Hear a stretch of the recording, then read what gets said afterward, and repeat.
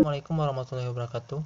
Perkenalkan, nama saya Ipan Nabiziki Ramadhani. Saya mahasiswa Fakultas Teknik Informatika Universitas Bengkulu. Baiklah, pada kesempatan kali ini saya akan menyampaikan presentasi tentang wabah yang sedang berlangsung pada saat ini, yaitu wabah COVID-19 atau virus corona. Virus corona adalah sebuah virus yang ditemukan pada manusia dan hewan.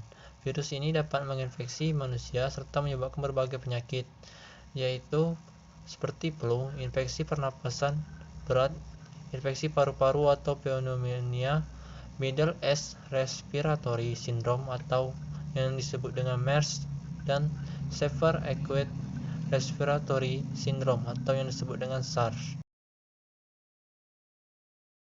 Gejala awal infeksi virus corona atau COVID-19 bisa menyerupai gejala flu, yaitu demam, pilek, batuk kering, sakit tenggorokan, dan sakit kepala. Penderita dengan gejala yang berat bisa mengalami demam tinggi, batuk berdahak, bahkan batuk berdarah, sesak napas, dan nyeri di dada. Ada 3 gejala umum yang bisa menandakan seseorang terinfeksi virus corona atau COVID-19. Yang pertama yaitu demam atau suhu tubuh di atas 38 derajat Celcius. Yang kedua yaitu batuk, dan yang ketiga sesak napas. Gejala-gejala COVID-19 ini umumnya muncul dalam waktu 2 hari sampai 2 minggu setelah penderita terpapar virus corona. Ada dugaan bahwa virus corona awalnya ditularkan dari hewan ke manusia. Namun diketahui juga bahwa virus corona juga menular dari manusia ke manusia.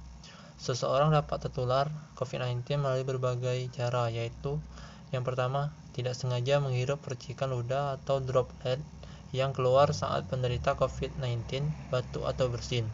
Yang kedua, memegang mulut atau hidung tanpa mencuci tangan terlebih dahulu setelah menyentuh benda yang terkena cipratan ludah penderita COVID-19.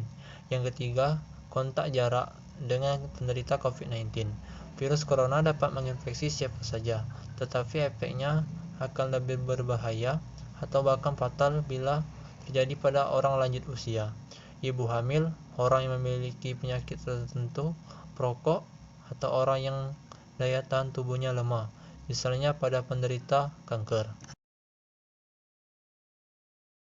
Infeksi virus corona atau COVID-19 belum bisa diobati, tetapi beberapa langkah yang dapat dilakukan dokter untuk meredakan gejalanya dan mencegah penyebaran virus, yaitu yang pertama, merujuk penderita COVID-19 yang berat untuk menjalani perawatan dan karantina di rumah sakit rujukan.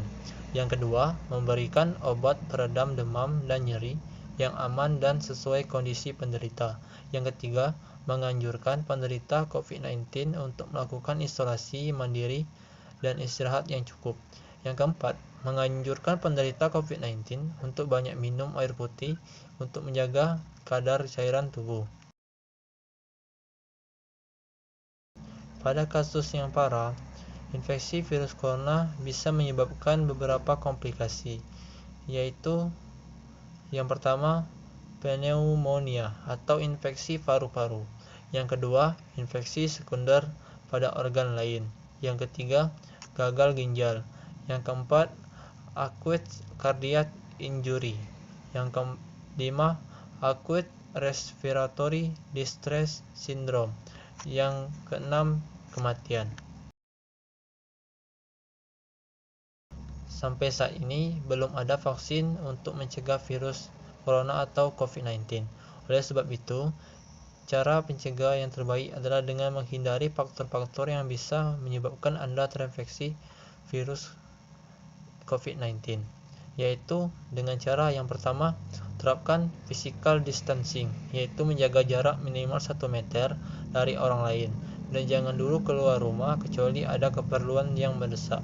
Kedua, gunakan masker saat beraktivitas di tempat umum atau keramaian, termasuk saat pergi berbelanja bahan makanan. Yang ketiga, rutin mencuci tangan dengan air dan sabun atau hand sanitizer yang mengandung alkohol minimal 60%, terutama setelah beraktivitas di luar rumah atau di tempat umum. Yang keempat, jangan menyentuh mata, mulut, dan hidung sebelum mencuci tangan. Yang kelima, tingkatkan daya tahan tubuh dengan pola hidup sehat.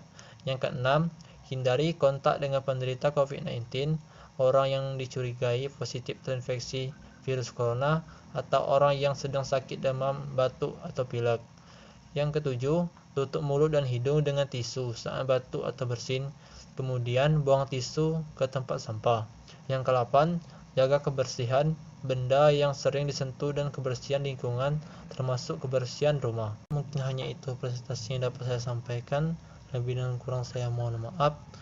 Wabillahi taufiq wal hidayah. Wassalamualaikum warahmatullahi wabarakatuh.